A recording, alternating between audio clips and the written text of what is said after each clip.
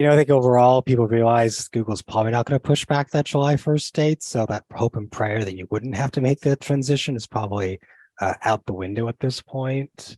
Um, I think for a lot of our clients, to Sam's point, like we've taken on that role of trying to make sure their data in Google Analytics is organized, just because like we use Google Analytics on a pretty much daily, if not weekly basis for maybe smaller clients.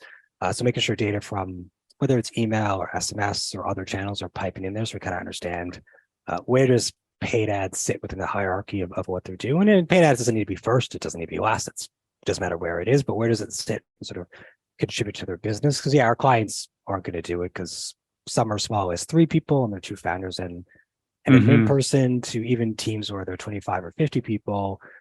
They're working on a dozen other things, and though tracking is important, there's no one who like sits and thinks about it, gets nerdy and stuff like that. And from our perspective, that's fine because, us taking that on means we get to spend more time with GA4, and whether I love or hate GA4 is irrelevant in my perspective. I just have to worry because I've got no other choice. Clients aren't going to pay for another tool. I don't want to pay for another tool out of my own pocket. So I might as well just learn it and figure it out at the end of the day, because it's the card I'm dealt, right? You might as well just play the cards you're dealt versus trying to fight Google, because Google's going to do what Google does.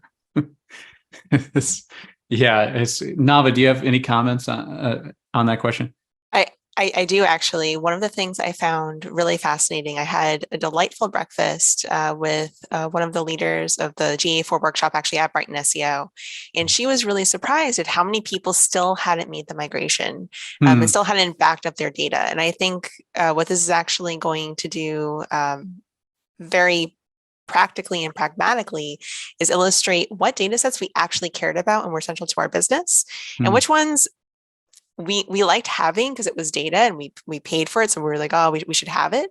But it actually wasn't necessarily as useful. I'm actually reminded very much of Egan's GA4 workshop that he did for another founders gathering. And you made some really good points about what data sets we care about, what questions do we ask of the data.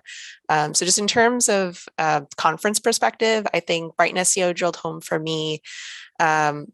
Abroad, people are already adopting things or have kind of already checked out on, I don't care about retaining my data, I'm just going to move on. I think it's more here where we're maybe clinging to control, that there's a little bit more friction. And so it's really just a matter of what data sets do we actually care about, what do we need, and focusing on setting up what we need and brainstorming around those sorts of questions.